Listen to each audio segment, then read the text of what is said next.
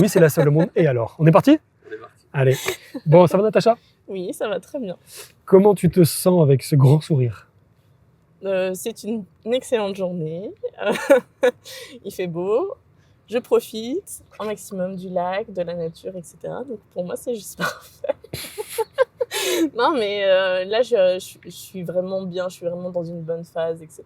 Enfin, quand tu m'as accosté, euh, du coup, la question, ça m'a fait penser à la première fois où j'ai mis en pause, on va dire, toute l'insatisfaction, toute la frustration du travail, etc. Donc pour le moment, je suis en burn-out. Ok. Et du coup, je me reconnecte à moi-même, ce qui faisait énormément de temps. Et ça me fait terriblement du bien. Donc c'est pour ça. J'ai franchi le cap. C'était difficile, mais j'ai franchi le cap. Et du coup, je le regrette pas du tout. Qu'est-ce qui a déclenché ce burn-out? Alors du coup, je suis éducatrice. Je travaille dans un foyer avec des enfants qui ont des troubles du spectre autistique, assez costauds, assez présents, avec des troubles du comportement. Mais c'est pas ça le problème. Ça m'allait très bien. Genre, je me confrontais à la situation, genre, je y allais en frontal, etc. Et du coup, la majorité des enfants m'aimaient bien. Il y avait un bon lien, un lien de confiance, etc. Non, là, où il y a eu un problème, c'est la maltraitance institutionnelle. Ok. Et les derniers mois, c'était une pression et du harcèlement de la part de l'équipe. Envers toi? Envers moi. Et envers d'autres personnes, mais surtout envers moi. Et quand je me suis positionnée et que je suis allée voir les responsables hiérarchiques, ils n'ont pas voulu l'entendre. Donc j'ai vécu, on va dire, 2 mois et demi à peu près, à faire des insomnies, à être dans l'angoisse permanente, sentiment d'insécurité. Et du coup, donc, au niveau psychologique, j'étais pas bien, mais je faisais avec. C'est-à-dire que la plupart de mes problèmes, je les traitais chez moi. Parce qu'il fallait que tout reste au seuil du foyer quand je prenais en charge, quand je faisais l'accompagnement des enfants. C'est parce qu'ils ont tendance à percevoir tout ça. Et du coup, après,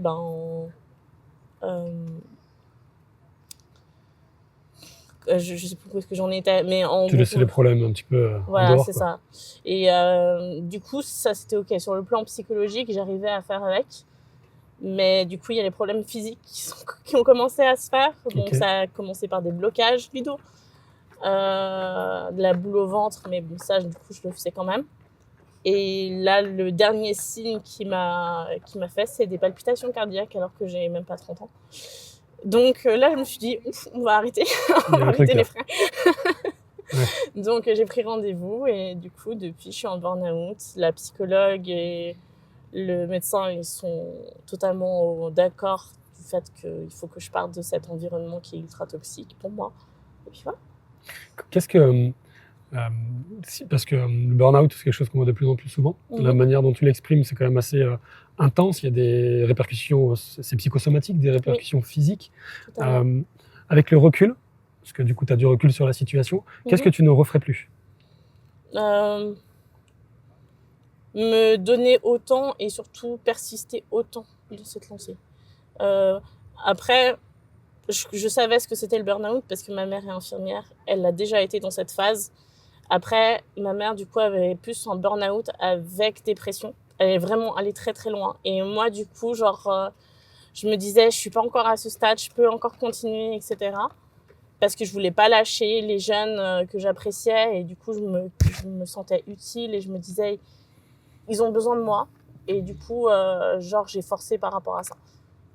Et je sais que maintenant, j'ai dépassé un cap et je me dis, ok, c'est bon. Il y a d'autres personnes qui prendront le relais et voilà. Et pourtant, je regrette rien parce que il fallait sûrement ça pour que je switch totalement. Donc il y a ce côté, tu persisterais moins, tu t'écouterais plus du coup, c'est ça? Oui. T'écouterais moins.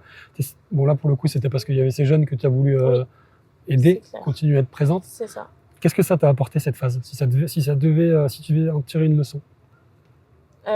Du coup, je suis une personne qui s'implique énormément et donc je sais qu'il faut peut-être que je mette un peu plus de distance par rapport à ça. Mm. Et également, comme je disais, j'avais tendance à persévérer, à pas lâcher l'affaire, quoi qu'il arrive, quoi qu'il en coûte. Et genre, ça m'a appris le lâcher prise, en fait. Ok. Chose que j'avais vraiment du mal avec ça. Je suis une personne qui est assez têtue, ça se voit pas. Assez obstinée quand j'ai des idées. Mais du coup, ça m'a permis de lâcher prise. Alors, c'était difficile. Mais je suis contente de l'avoir fait, vraiment. Moi, ce que je... Si, t'es têtu. Non, je plaisante. Ce que je retiens dans ce que tu dis, c'est que tu as mis ta persévérance au service de quelque chose qui te desservait. Et que en même temps, tu as des idées et tu peux être obstiné. C'est ce que tu viens de me dire. Oui. Imaginons que ces idées, parce que j'imagine que tu as plein d'idées maintenant, que tu mettais cette persévérance au service de ces nouvelles idées. Ça donnerait quoi, là? J'ai bien trop d'idées pour qu'on arrive à quelque chose. Prends-en une. Prends la première qui te vient. Ok. Alors, je resterai dans le même milieu éducatif, etc. Et je partirai en mission humanitaire ou limite, je créerai un truc en Amérique latine ou ailleurs. Parce que j'ai toujours voulu faire ça. Ça devient d'où ce rêve, cette envie? Je sais pas. J'ai toujours aimé voyager. J'ai toujours voulu aller en Amérique latine, genre Pérou, Colombie, Brésil, enfin bref. Et du coup, c'est quelque chose qui est présent depuis le lycée, je dirais, donc depuis mes 16 ans approximativement, cette envie de voyager, de faire le tour du monde, etc. Et de me sentir utile ailleurs, créer un espace où je pourrais aider. Ça remonte à, je sais pas, je crois que j'avais 22, 23 ans. Tu le vois pas, moi je le vois, tu joues beaucoup avec tes yeux et ton regard quand tu parles, donc je pense que tu es assez visuel. Oui. J'aimerais que tu te plonges dans cette situation rêvée, désirée, future. Donc ce moment-là, avec les enfants au Pérou, c'est ça? Tu réalises ce rêve, cette envie, cette quête. Qu'est-ce que tu vois? Comment est Natacha? Décris-la-moi. C'est dur parce que donc je te parle de ce rêve-là et en même temps j'ai d'autres projets qui sont plus dans la région. On prend celui-là, on veut le grand rêve. C'est ultra difficile. Comment je la vois? Ouais. Outre les limites de langage, etc. T'as une baguette magique. Elle rigole? Je la vois beaucoup plus épanouie en lien avec la nature, beaucoup plus elle-même en fait. Enfin là vraiment je m'imagine dans un village autochtone, etc. Pas nu hein, mais ça pourrait. Parce qu'ils sont nus les autochtones? Certains oui. Certains oui, c'est vrai. Mais épanoui? Ouais. Épanoui. Ouais, surtout. Comment est son visage? Totalement détendu. J'ai plus cette barre entre les sourcils. Un peu plus bronzée aussi. Non, mais vraiment. Et comment tu te sens quand tu te vois comme ça, quand tu dis ça? Je me sens bien, c'est moi qui suis en train de... C'est pas grave, là, ça fait partie du live. Du coup, c'était quoi la question? Comment tu te sens quand tu te vois comme ça? Très bien. Mais bon, par rapport à mon état actuel, il n'y a pas grand-chose de différence. Aujourd'hui, tu as le fait de t'être arrêté. Je pense que du coup, ce qui me manque un peu actuellement, c'est pas être active. J'ai beau me faire pas mal d'activités, etc. Ce qui me manque, c'est pas être active. De pas être active, d'accord. Ouais. Qu'est-ce que tu peux faire pour ça? C'est quoi la prochaine action très simple pour être active? Ça peut passer partout. Là, actuellement, du coup, je fais quand même pas mal de sport. Je me remets bien à la lecture, etc. Je fais pas mal de sorties. Mais quand je te parle de active, c'est vraiment faire un travail qui me plaît, vraiment. Oui, je vois bien que c'est ça. Actuellement, en fait, je me sens pas capable pour le moment de créer mon propre projet. Ok. Genre, il y a forcément des choses qui me limitent, les fonds, etc. Mais Et du coup, j'ai plus tendance à postuler, etc. Même pour les missions humanitaires, j'ai tendance à postuler et tout, et j'ai pas vraiment de réponse. Ok. Du coup, ça freine, on va dire. En quoi ça te freine? Ça me... Le fait de ne pas avoir de réponse ou d'avoir des réponses négatives, forcément, ça freine l'évolution. Enfin, pas forcément l'identité professionnelle Ok, telle qu'on c'est l'entend, important, ouais. mais du coup, ça freine dans les démarches. Ouais. On a l'impression de stagner, en fait. Ouais, bah c'est sûr que d'un point de vue très rationnel, on a l'impression, il n'y a pas de retour, donc C'est ça. ça peut être frustrant, voire on peut se décourager. Et en même temps, c'est le côté persévérant que tu as, que tu nous as décrit, qui va faire que tu vas continuer et qu'un jour tu auras forcément une réponse. Tout à fait. En tout cas, je te le souhaite. Et en tout cas, il n'y a aucune raison. Et au pire, tu partiras au Pérou, avec les autochtones. Exactement. Une dernière question, Natacha. Si tu devais dire quelque chose aux personnes qui sont dans la situation que tu as vécue, qui sont dans un burn-out et qui s'entêtent, mais c'est pas de leur faute, à rester dans cette situation parce qu'ils pensent qu'ils vont y arriver, qu'ils peuvent faire quelque chose, tu as envie de leur dire quoi?